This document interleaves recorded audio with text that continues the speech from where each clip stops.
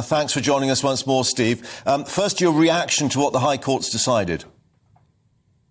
Well, it's a gravely disappointing decision from Amnesty's perspective. We're extremely concerned about the prospect of people being expelled to Rwanda. We note that the court has not licensed any particular expulsion of any person as yet, and the government is in the position of having to properly consider certainly the 8 cases that are before it, and the other cases that it has put forward have not been fully considered by any court as yet.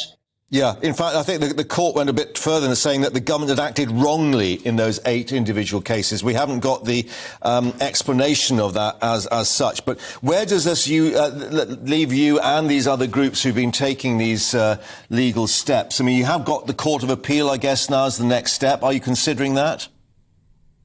Well, to be clear, Amnesty International is not one of the parties to these proceedings, although we strongly support them. Yeah.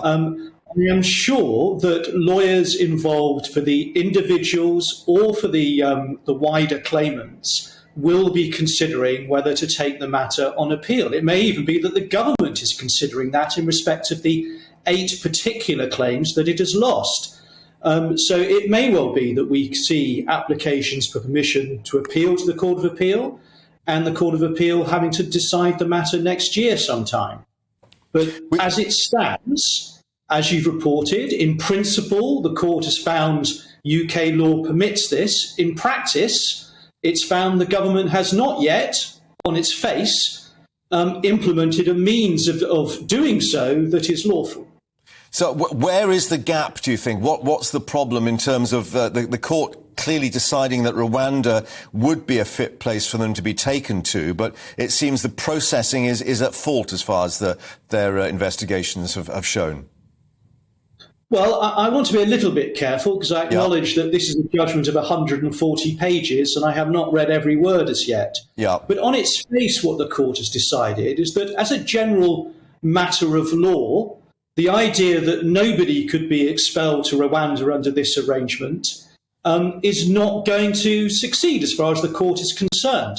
Whether any individual on their own specific facts should or could lawfully be expelled, well, that will depend on each individual's facts, and the government will have to determine that properly. And thus far, at least with these 8, the court seems to have found that it has not done so.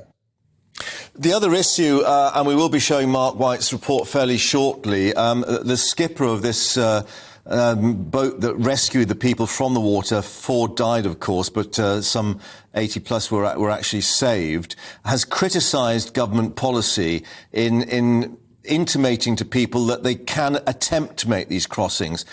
Do you accept that there is still a widespread assessment that government policy on that is wrong, that we should be physically stopping people from leaving the beaches of France?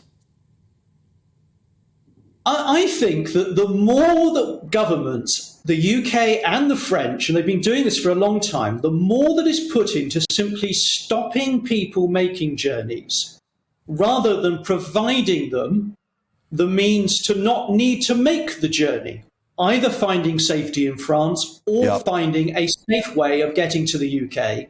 The more we just go down the way we're going at the moment, the more dangerous the journeys are going to get, the more out of sight they are going to be attempted, and the more lives that will be put at risk.